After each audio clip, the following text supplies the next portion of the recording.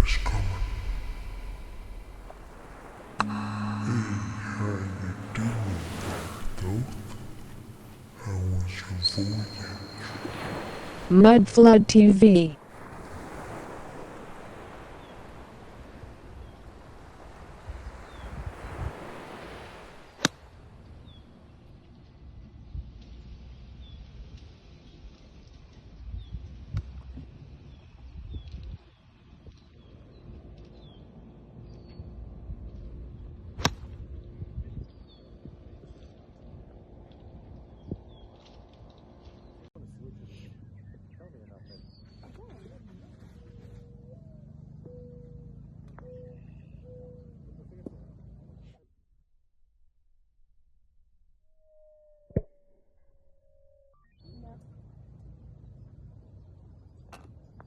Mud Flood TV.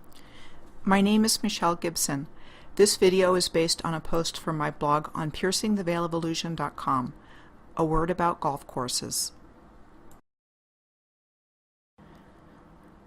I believe that golf courses are specifically related to the cover-up of mound sites. Why would I believe that?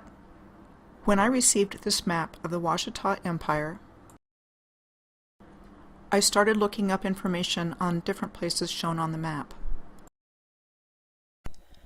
I noticed Jekyll Island had a yellow triangle next to it, indicating the presence of an earthen pyramid and/or mound complex. When I looked up Jekyll Island mounds to see them, this is what came up.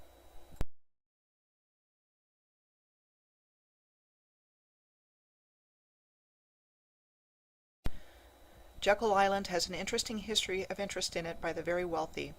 Even now it is owned by the state of Georgia and run by a self-sustaining, self-governing body. It became a retreat for the very wealthy in the late 1800s and early 1900s, and was the place where the Federal Reserve System was created in 1910. I believe mound sites like this have a very special significance in the ancient advanced civilization. Considering that golf is a sport associated with the wealthy and powerful, it would stand to reason that they would rework these sites for their own purposes, like carving out sand traps from the mounds of the ancient ones.